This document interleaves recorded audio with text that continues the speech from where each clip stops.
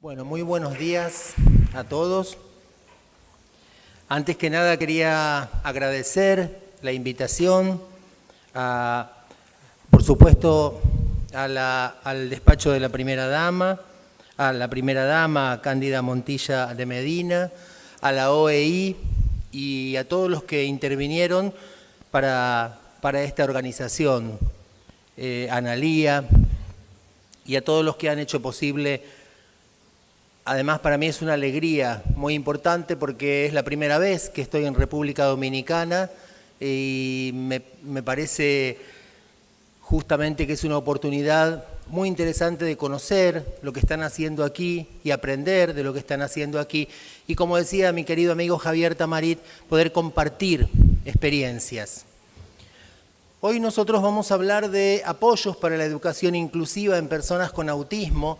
Por supuesto que vamos a proponer un recorte del tema porque es un tema muy amplio, muy extenso. Y en particular vamos a plantear algunas cuestiones que obviamente, como ya se dijo aquí, tienen que ver con las posibilidades que ha brindado en relación con los derechos humanos, en relación con la calidad de vida, en relación con un modelo social de trabajo, el antes y después que supuso para los países que se han comprometido, que han apoyado la Convención sobre Personas con Discapacidad. Esto ya se comentó muchas veces, pero en nuestro país me parece que es una discusión que todavía sigue vigente y es esta idea de que no supone solamente un cambio de nomenclaturas, dejar de hablar de deficiencia, dejar de centrarse en la psicopatología y centrarse, como bien decía Javier, en las personas, en lo que les ocurre a las personas. Por eso planteamos justamente que ese cambio de paradigma no es meramente un cambio de nombres, porque si la integración tiene como idea de base que todos somos iguales, en realidad la inclusión tiene como filosofía de base que todos somos diferentes. Y esta idea de que todos somos diferentes es una idea que nos puede enriquecer y que además daría la impresión que si todos somos iguales necesitamos más o menos las mismas cosas. Y entonces ahí es donde es interesante plantear el tema de la inclusión y de la diferencia y cómo de las diferencias nos podemos enriquecer y cómo la diferencia supone entender que todos necesitamos diferentes tipos de apoyos, diferentes tipos de ayudas. Aquí no tenemos tiempo de plantearlo en extenso, pero nociones justamente que trae el índice de inclusión y nociones también como la noción de justicia curricular, de Connell, son muy útiles para pensar estas cuestiones. La idea es discutir, debatir, poner sobre la mesa esta cuestión de más allá de la nomenclatura y más allá del cambio, cómo, en qué medida se comprende la forma de aprender del niño, si los aprendizajes son funcionales y significativos, si se tienen en cuenta los apoyos que cada niño necesita. Nosotros en Argentina desde hace unos años se está trabajando mucho con un tipo de formato de apoyo, con un tipo de dispositivo de apoyo que es la maestra integradora. Y ese dispositivo de apoyo, en los últimos años venimos haciendo investigación desde Flaxo, la Facultad Latinoamericana de Ciencias Sociales, porque la idea justamente es explorar qué es lo que hace una maestra integradora, cómo lo hace, dónde, dentro, fuera del aula, con quién, con quiénes. Y una de las cuestiones que ha surgido en esa investigación es justamente la necesidad de abrirnos a diferentes dispositivos de apoyo. La maestra integradora puede serlo, pero puede serlo en una transición que va de la integración a la inclusión.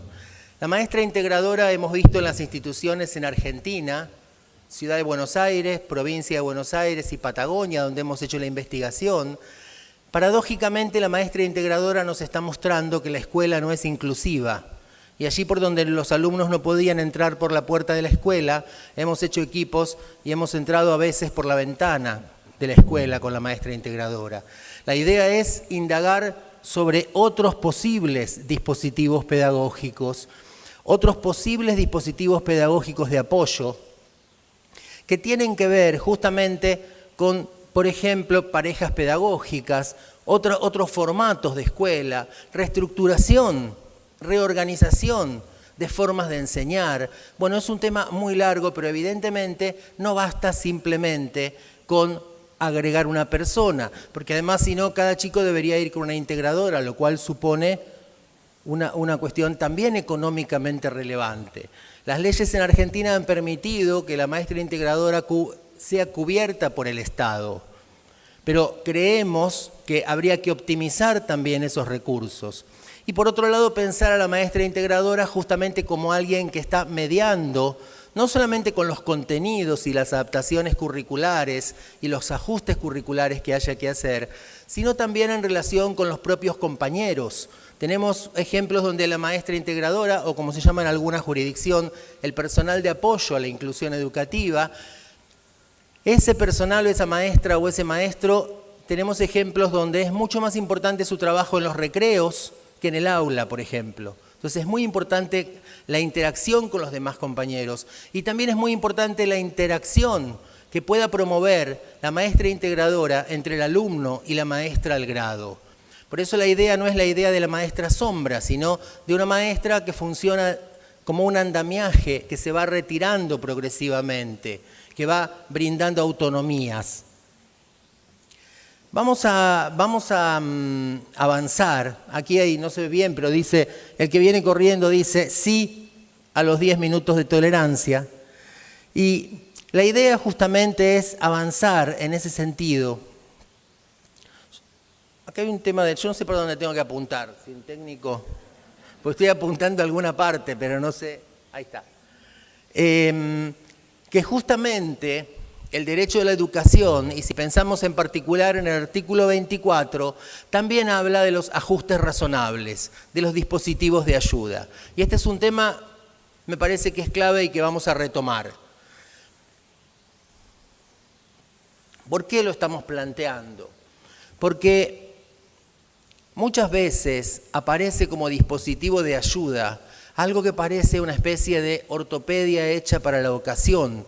Y ortopedia en el sentido que lo decía Vygotsky, ¿no? Y no es que esto es malo en sí mismo, sino que me parece que es importante pensar en la reflexión muy profunda que hacía Javier en relación con lo universal, ¿no? Y en qué medida, y pensemos justamente, por ejemplo, en el diseño universal del aprendizaje como una de las propuestas, pero de lo universal en relación con lo importante que es la diferenciación, en relación con los apoyos, pero lo importante que es también las estructuras en las que esto ocurre. ¿Qué quiero decir? Les doy un ejemplo muy concreto. Circulan por la red, por ejemplo, fotos como las que ustedes pueden ver allí en uno de los ángulos, que es un niño en un pupitre con pedales, ¿sí? Yo no sé si eso es broma o es cierto, pero aún así lo que uno puede reflexionar es que si esa fuera una forma de que el niño siga corriendo mientras escribe, en realidad tendríamos que plantearnos esta cuestión. ¿No será que tenemos que construir nuevos dispositivos? Porque eso es como poner, no sé si aquí dicen curita, una tirita, una curita. No, si uno tiene una fractura y le pone una curita, realmente... Entonces, ¿qué queremos plantear? Que ese tipo de remedios, en general, no van a resolver una cuestión que de fondo requiere una reorganización de las estructuras, tal como lo plantea muy claramente y desde hace muchos años el índice de inclusión, cuando habla de cambiar culturas, cambiar políticas, cambiar prácticas. Avancemos un poco más. Claro, aquí tenemos un tema clave, no nos podemos desentender. Este tema podría llevar uno o varios seminarios completos, pero es que la escuela, evidentemente, es un artefacto cultural, bueno, que tiene sus años, tiene sus tradiciones, tiene sus formatos, y entonces es un desafío. Y es un desafío, ¿por qué? Porque muchas de esas cuestiones que son culturales se han naturalizado. Parece natural que haya grados, por ejemplo, que la escuela sea graduada. Y aquí es graduada la escuela, y en general en toda Latinoamérica. Y en realidad puede haber experiencias donde se trabaja por ciclos, donde se trabaja por objetivos, porque esto de la graduación en la escuela es algo así como agrupar a los chicos por su fecha de elaboración, ¿no? Los de 5 van acá, los de 6, pero podríamos agruparlos de manera más heterogénea, también por intereses. Estoy dando un pequeño ejemplo, no digo que esa sea la solución, lo que estoy planteando es qué cambios se podrían hacer que fueran algo más profundos y que puedan beneficiar a todos, con todas esas diferencias. Vamos a avanzar un poco más.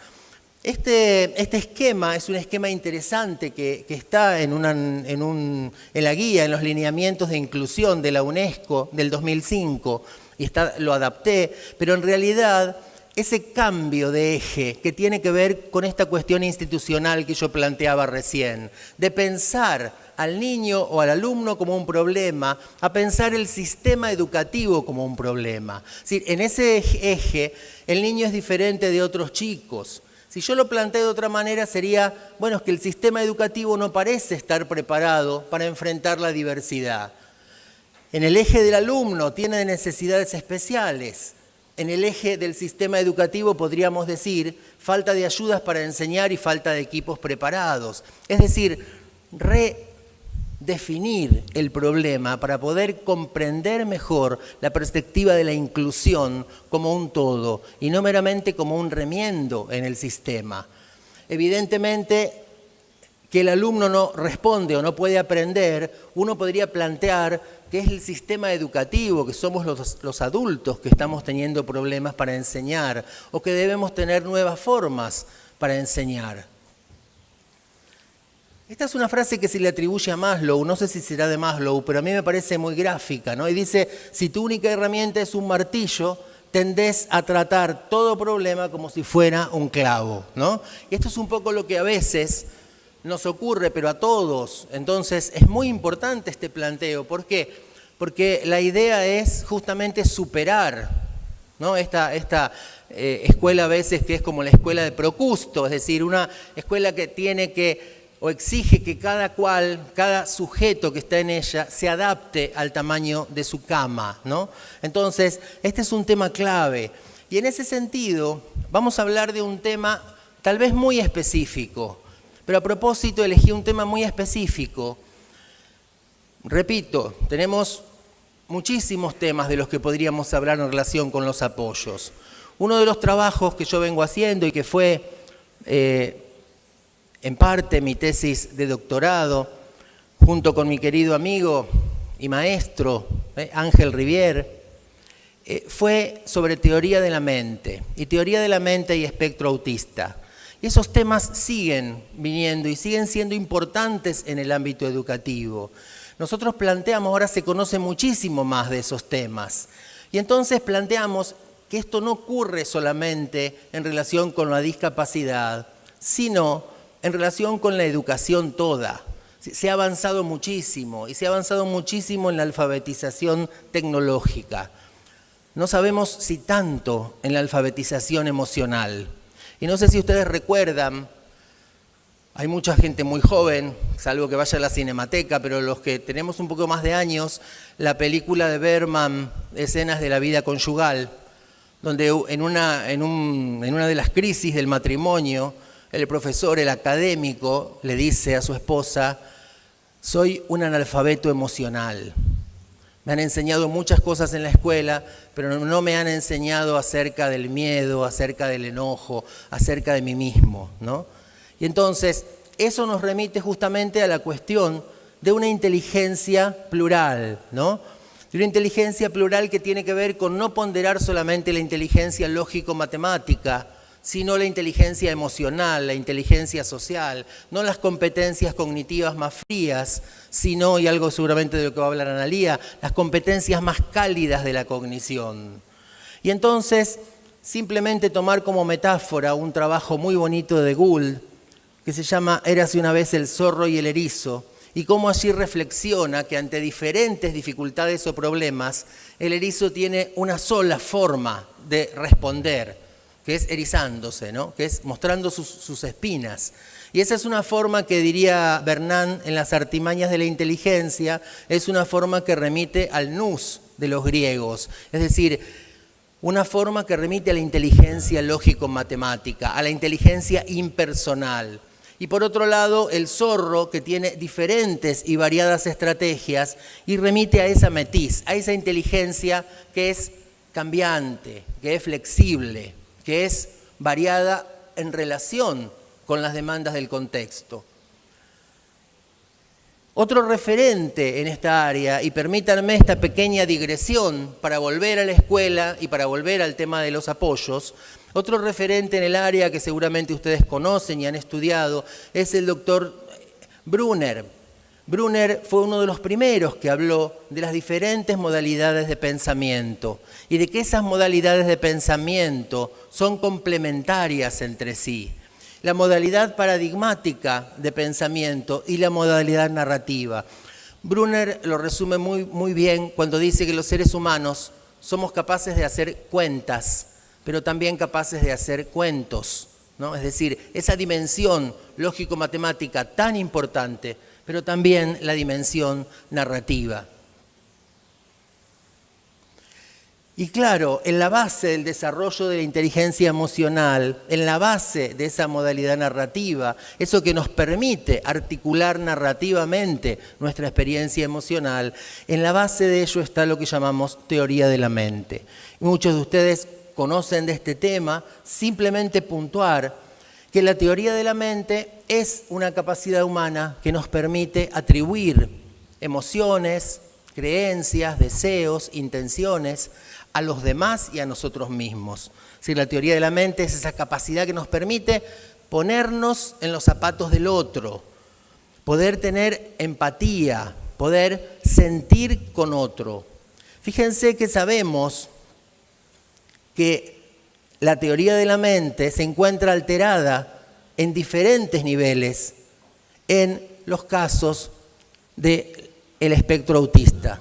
¿Y eso qué supone? Supone que para las personas con autismo es difícil la lectura mental, es difícil comprender el sentido de las acciones de los otros, es muy difícil comprender el doble sentido, las metáforas, los chistes, las ironías. Es muy difícil prever las acciones de los otros. Y justamente, además, para poder entender el engaño, para poder entender que el otro tiene malas intenciones, tengo que poder tener en cuenta qué es lo que el otro sabe, qué es lo que el otro piensa, qué es lo que el otro cree, por ejemplo. Por eso las personas con autismo son personas realmente tan transparentes. No es una cuestión romántica, es que hay un problema en actividad mentalista que hace que sean justamente muy directos, muy francos, muy abiertos. Y eso muchas veces, como ustedes saben, puede traer dolores de cabeza, ¿no? Porque los papás a veces dicen, bueno, por ahí en lugares inconvenientes dice cosas inconvenientes, ¿no? Ese candor, esa ingenuidad tiene que ver con esas fallas en teoría de la mente, ¿no? Y fíjense que siempre recuerdo una frase de Uta Frith, que había un adolescente y estaban tomando el té con toda la familia y esta adolescente le dice a una chica con autismo y le dice, tía, ¿qué bigotes largos tenés? ¿No? Y evidentemente sospecho que debería ser así, pero no es algo que alguien dice en la mesa. Y además, esta chica no puede en ese momento, no lo dice por maldad ni por maleducación, pero no puede en ese momento justamente entender que a la tía se puede ofender, que eso no corresponde, que lo puede tomar a mal. Y esto tiene que ver con esas dificultades mentalistas. Vamos a avanzar un poco más. Esto vamos a avanzar porque es muy chiquitita la letra. Ahí nosotros hemos trabajado en necesidades educativas especiales, en trastornos del desarrollo, sobre estos ítems. Teoría de la mente, inteligencia emocional, doble semiosis, comunicación.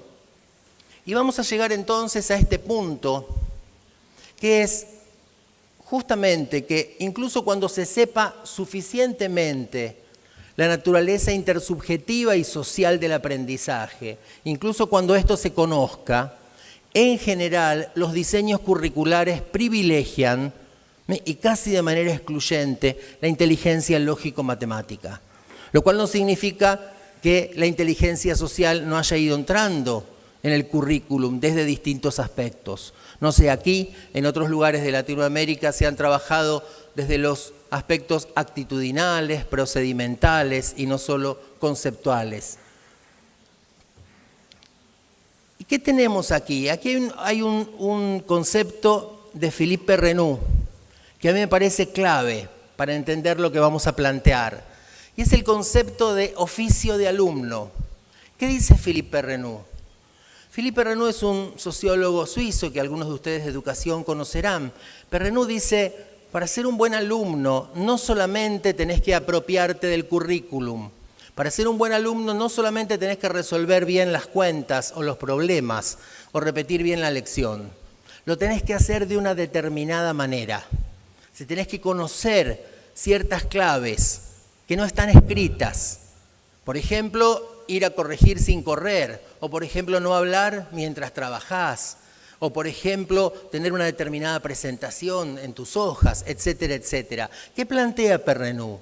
Es que ser buen alumno supone cumplir con las expectativas que tiene la escuela de vos. Supone cumplir con las expectativas incluso que tiene la maestra o el profesor sobre vos.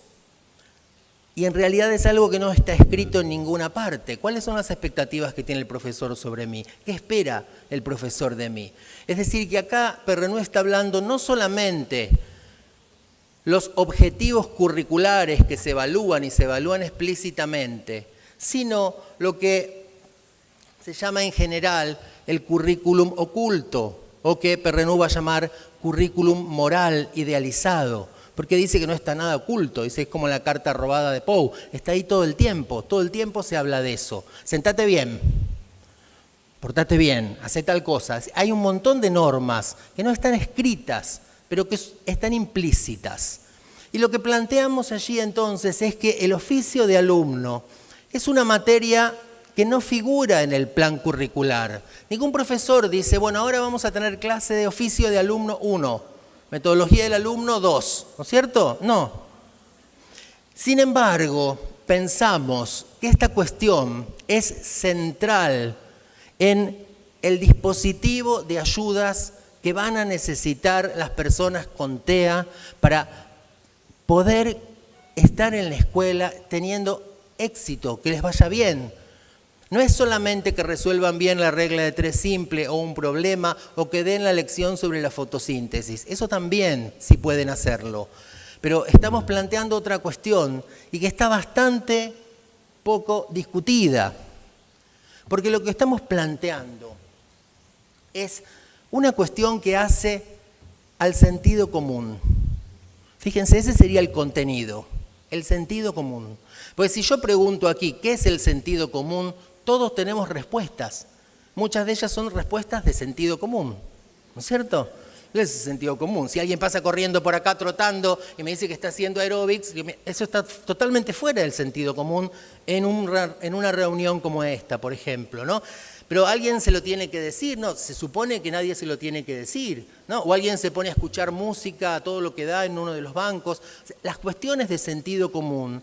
La pregunta es quién, cuándo, dónde, de qué manera, con qué recursos, con qué estrategias didácticas se enseñan estas cuestiones de sentido común.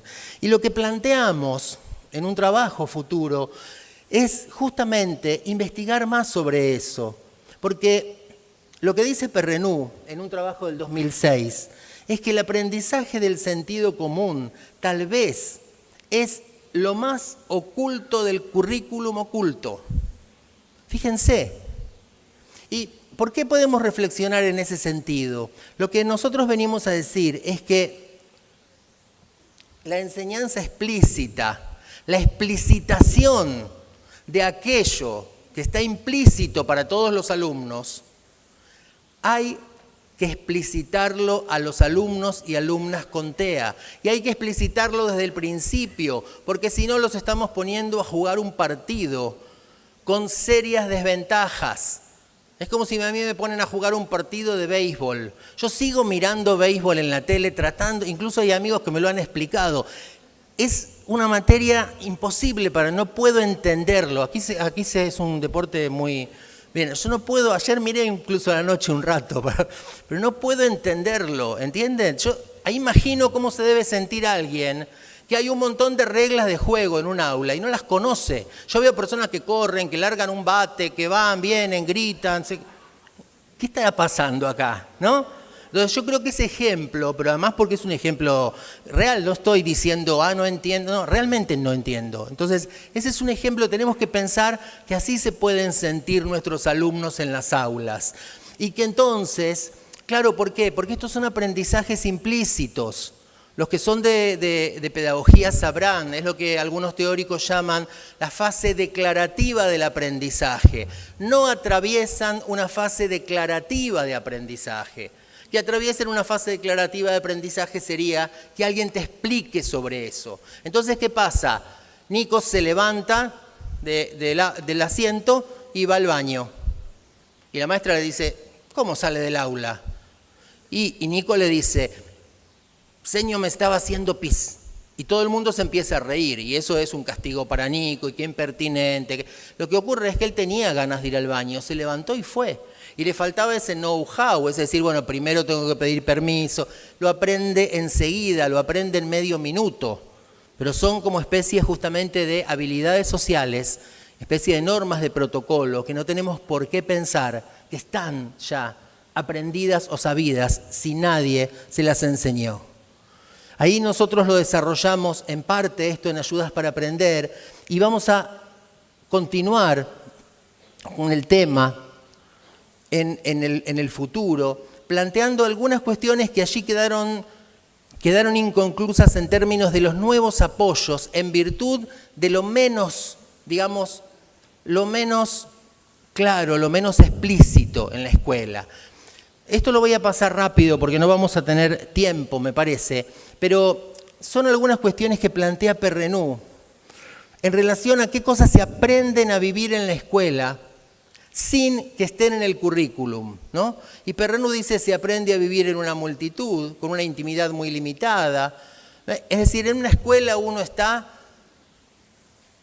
claro, como hay un sociólogo de la educación que dice, bueno, ¿no les parece raro que los chicos desde tan temprano puedan ir al teatro o puedan ir al cine? Estás sentado al lado de alguien que no conoces de nada, apagan las luces y lo que él dice es, bueno, pero esto lo fueron aprendiendo en la escuela.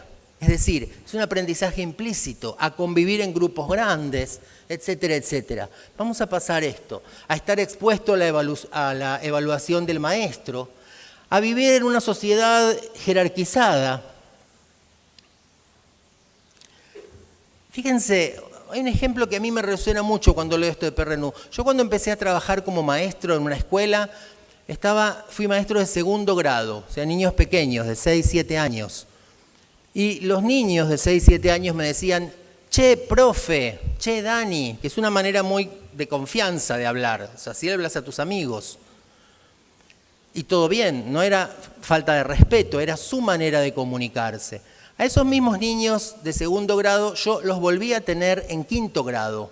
Los vi durante esos años, pero no fui su maestro. En quinto grado volví a estar al frente de ese grupo de niños. Y los niños me decían, profe, no me decían, che, Dani. Y algunos ya no me tuteaban. Yo nunca les había dicho cómo tratarme. ¿Qué había pasado?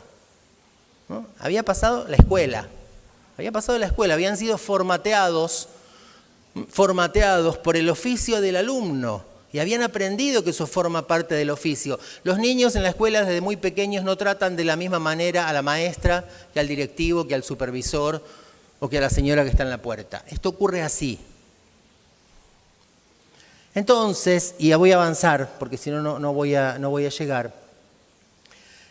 Tomamos también algunos ejemplos, porque es muy importante esto que decíamos antes de escuchar cuando se puede las voces de las personas con autismo, cuando pueden hablarnos, no solamente observar o preguntar a la familia, sino escuchar sus experiencias. Y hay cientos de experiencias. Yo puse algunas más representativas, pero para muchos chicos, para muchas chicas con TEA, cuando ya son adolescentes, te cuentan. Y la escuela ha sido una experiencia muy traumática, una experiencia muy negativa. Para algunos han sufrido, han padecido en silencio, pero no solo del bullying, que es otro tema muy importante, sino de la incomprensión de los profesores muchas veces.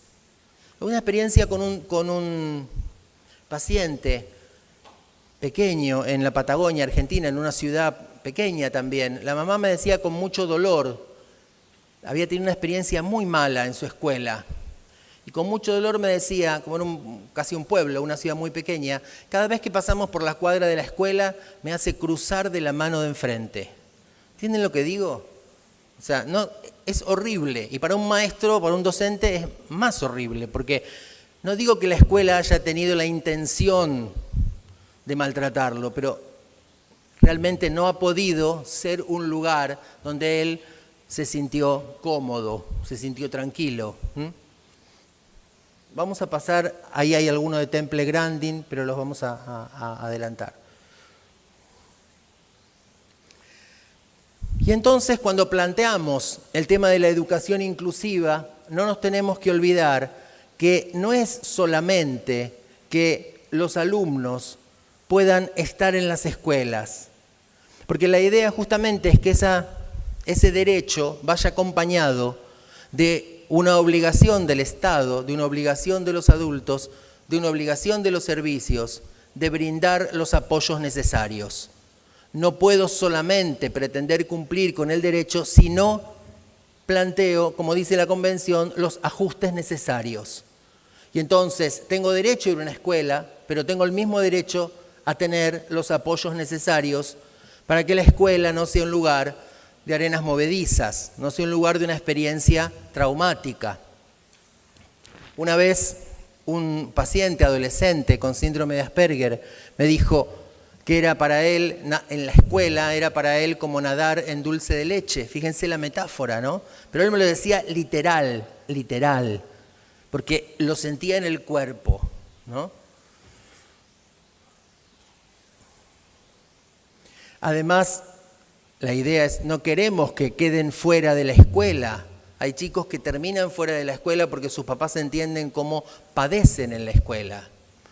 Fíjense que, volviendo al tema del sentido común, planteamos que las adaptaciones curriculares clásicas en general están disponibles, ya las conocemos, ya las hemos aprendido, y hablamos de trayectorias, de itinerarios, de proyectos individuales, de planes personales. Yo creo que todo eso, más o menos en Latinoamérica, se comparte, aunque tenemos que aprender todos a hacer mejores implementaciones. Pero creo que eso, como decíamos antes, no va a hacer que las cosas cambien si no hay un cambio también más estructural, ¿no? Un cambio que tenga que ver más con las organizaciones que con los individuos. La idea justamente es que es un tema que debemos afrontar, lo no escrito en el currículum. Por eso, en este ítem apuntamos, subrayamos lo importante que es trabajar el tema de oficio de alumno y lo que está implícito en el oficio de alumno. La idea justamente es cómo trabajamos, en qué sentido se pueden traducir en apoyos este problema del sentido común y en qué sentido se pueden traducir en apoyos el problema del sentido común. Se vincula justamente con cómo lo conectamos con nuestros planes, con nuestros proyectos de inclusión. Voy a pasar esto porque luego lo vamos a ver eso más adelante. Esto no es ahora, ¿eh? Esto no es para ahora, ¿eh? Seguimos con...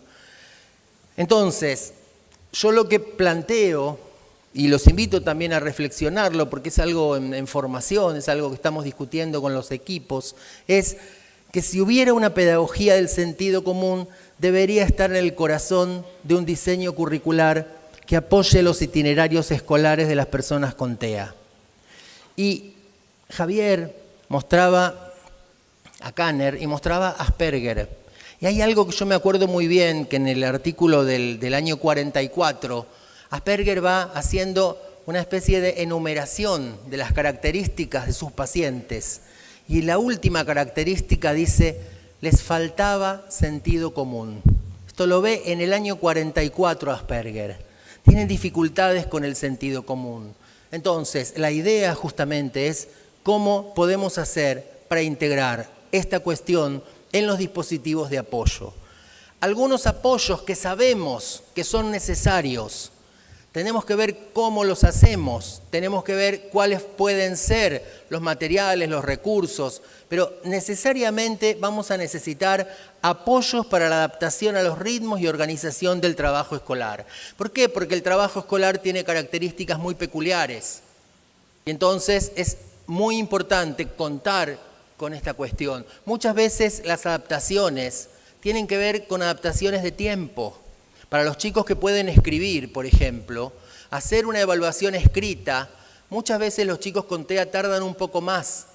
Por ejemplo, Pablo, que se fija, luego de terminar un renglón, en más o menos el tamaño que han tenido los rulitos de la L, y si están parejos, ¿sí? Esto de revisar, mirar minuciosamente. Su prueba puede ser excelente, pero tal vez necesite 15 o 20 minutos más que los compañeros, o un rato más. Apoyos para compartir con otros compañeros momentos de ocio o actividades escolares grupales. Por eso decíamos que es fundamental contar con dispositivos de apoyo para las situaciones menos estructuradas, los recreos, por ejemplo. Apoyos para participar en actividades grupales o intercambios con compañeros. Claro, es muy difícil tener debates o conversaciones en el aula si no lo organizamos antes y le damos la palabra. Y al principio eso puede quedar como muy artificial o estructurado. De todas maneras, no hay que olvidar que la escuela es un artificio en ese sentido, ¿no? Griffith y Cole, Michael Cole dicen que la escuela es una especie de puesta en escena, porque la maestra enseña lo que sabe, se inventa problemas, etcétera, etcétera. Bueno, sería incorporar esa puesta en escena a cómo hacemos, por ejemplo, que Pablo pueda en algún momento tomar la palabra cuando se la damos, ¿no? Pero esto también hay que prepararlo, y hay que prepararlo tal vez con el equipo y con el dispositivo de apoyo con el que contemos en la escuela. Apoyos para la comprensión de sutilezas sociales. Esto que decíamos antes en relación con teoría de la mente, bueno, también se aprenden a entender muchas veces. La vez pasada me comentaban de un joven que no es que estaba entendiendo los chistes del todo, pero se estaba dando cuenta que en ese momento decían un chiste. Porque, ¿qué ocurría? Que muchas veces los colegas hacían un chiste y él pensaba que se estaban riendo de él.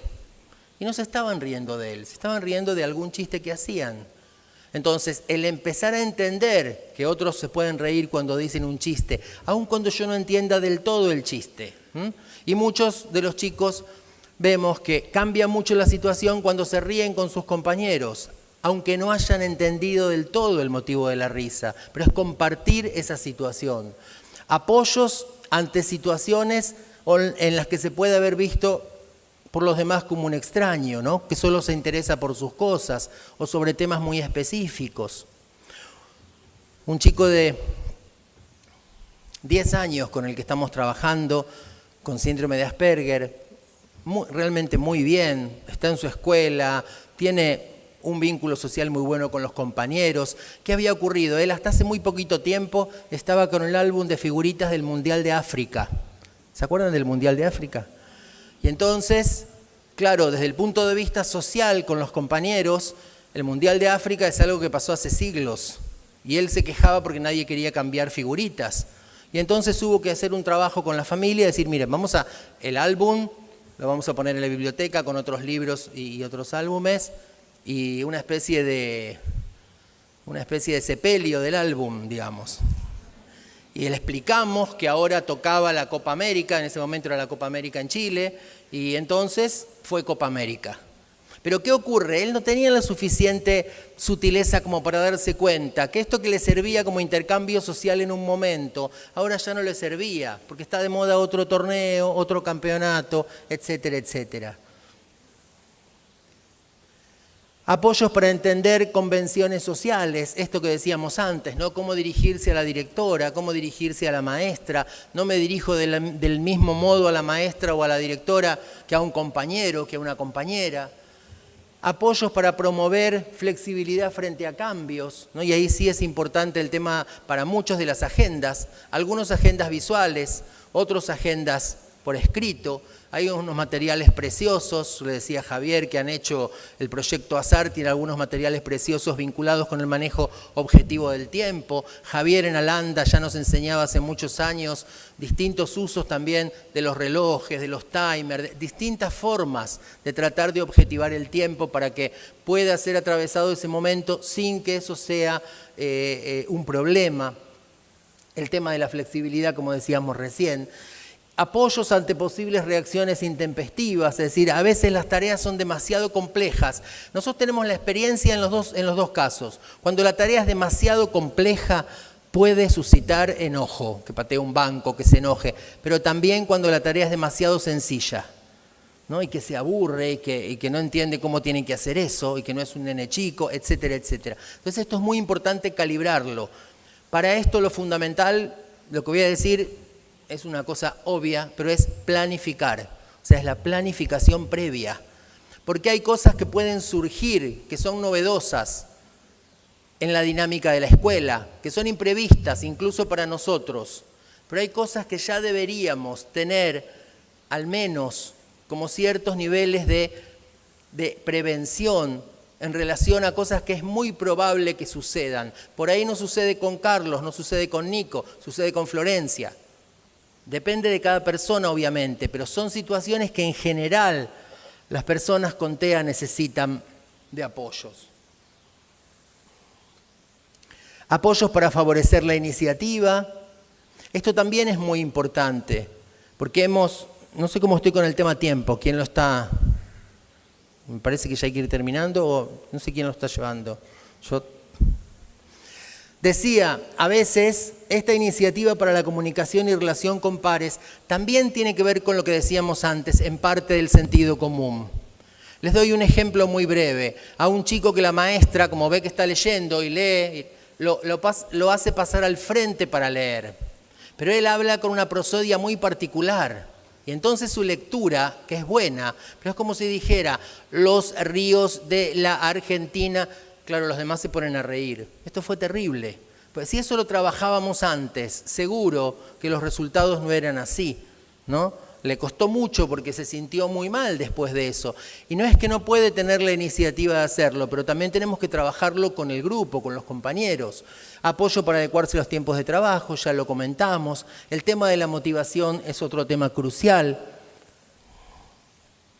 Y simplemente, esto creo que quedó muy chico en la reproducción, pero simplemente, ¿podés poner el video? Les voy a poner un video de 1 minuto vinculado con esta frase de Freire. Ese video de Benja, que ahí, aunque no lo puedan creer y uno por ahí lo ve, no está editada la primera parte, uno por ahí lo ve y tiene ganas de ir a ayudarlo, ¿no? Ese video de Benja, sentados ahí enfrente, estaba su terapeuta, su mamá y su papá.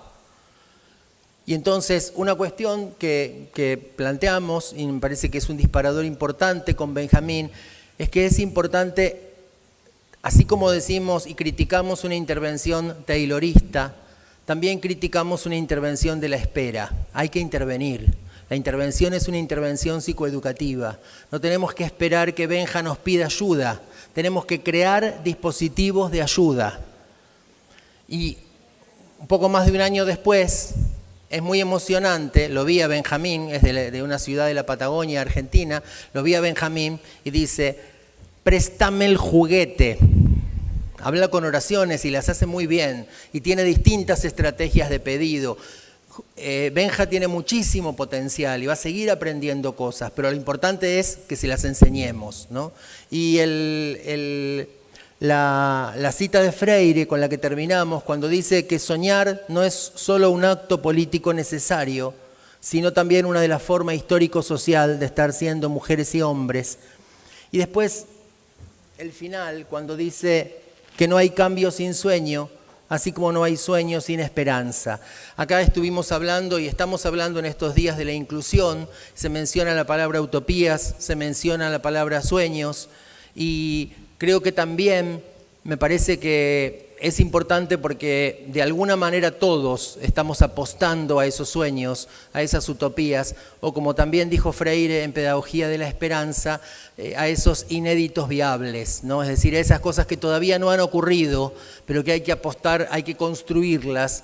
Y como decían al inicio, en una de las charlas, esto de se hace camino al andar, aquí es aplicable. Por supuesto que tenemos muchísimo por recorrer, y entiendo que tal vez República Dominicana y Argentina tengamos una realidad bastante similar en muchos aspectos, pero cuando justamente miramos para atrás, vemos que hubo muchísimos cambios. Nos queda muchísimo por recorrer, pero también estábamos como muy preocupados hace 10 años atrás, como diciendo esto no se va a poder hacer, y los cambios que ha habido son muy, muy importantes. Así que bueno, yo les agradezco muchísimo, vuelvo a agradecer la invitación, es una alegría estar con ustedes y nos seguimos viendo durante estos días. Gracias.